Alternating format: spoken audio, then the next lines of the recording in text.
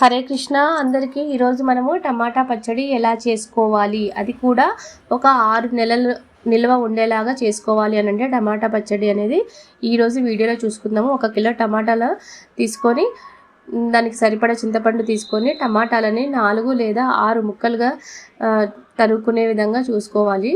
మరి చిన్న ముక్కలు అయితే ఇబ్బంది అవుతుంది మనకి, అంటే తొందరగా ఉడికిపోతాయి.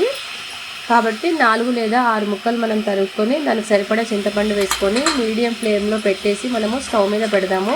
టమాటా పచ్చడి అంటే ఎవరికి ఇష్టం ఉండదు చెప్పండి, అందరూ ఇష్టపడతారు. మంచిగా వేడి వేడి అన్నంలో కొంచెం టమాటా పచ్చడి వేసుకొని తింటే ఆహా నోరు ఊరిపోతుందన్నమాట.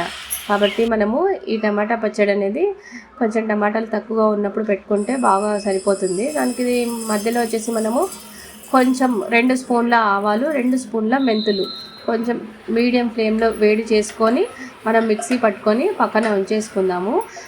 మధ్యలో మనకి అడుగు అంటకుండా ఉండాలి అని అంటే టమాటాలను కలుపుకుంటా మనం వేరే పని ఏదైనా కూడా చేసుకుంటూ ఉండొచ్చు అన్నమాట. మనము దీనికి కావాల్సిన ఎల్లిపాయలు ఒలుచుకోవడం అనేది జరుగుతుంది. మనం ఇప్పుడు టమాటాలు బాగా ఉడికిన తర్వాత తగినంత ఉప్పు వేసుకోవాలి. దాని తర్వాత మనము కారం కూడా వేసుకోవాలి. నేను కొంచెం పులుపు అంటే చింతపండు అనేది కొంచెం ఎక్కువ వేసుకున్నానండి. మేము కొంచెం ఉప్పు కారాలు బాగానే తింటాము కాబట్టి నేను 3 స్పూన్ల కారం అనేది వేస్తున్నాను ఇక్కడ.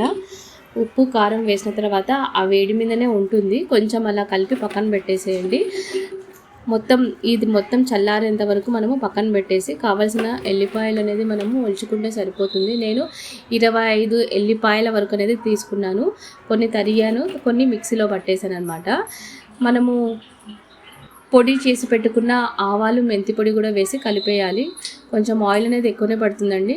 ఆయిల్ అనేది ఎక్కువనే తీసుకున్నా నేను.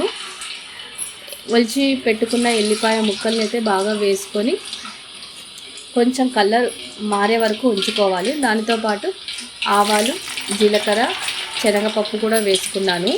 నేను ఫ్రిడ్జ్లో స్టోర్ చేద్దామని శనగపప్పు కూడా వేసుకున్నానండి. బయట స్టోర్ చేసుకోవాలనుకుంటే మీరు శనగపప్పు వేసుకోకుండా ఉంటే సరిపోతుంది. కరివేపాకు, ఎండుమిర్చి కూడా వేసుకోవాలి. నాకు ప్రస్తుతం అప్పుడు నేను వీడియో తీస్తున్నప్పుడు నాకు అందుబాటులో లేవు కాబట్టి నేను అవి వేయలేదు. అది కూడా వేస్తే బాగుంటుందన్నమాట.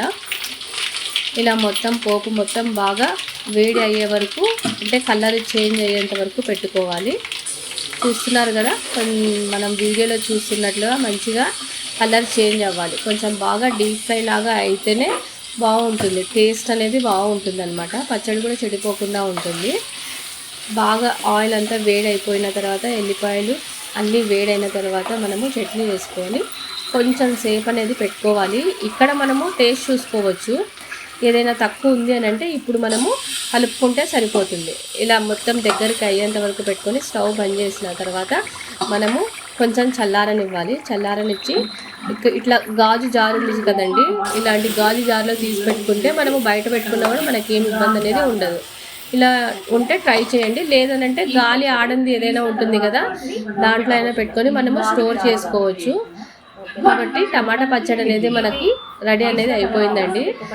టేస్ట్ చేశారు మా ఫ్రెండ్స్ అందరూ, బాగుందన్నారు. మీకు కూడా నచ్చుతుందని ఆశిస్తున్నాను. Okay friends, bye. నా ఛానల్ని సబ్స్క్రైబ్ చేయండి, మర్చిపోవద్దండి.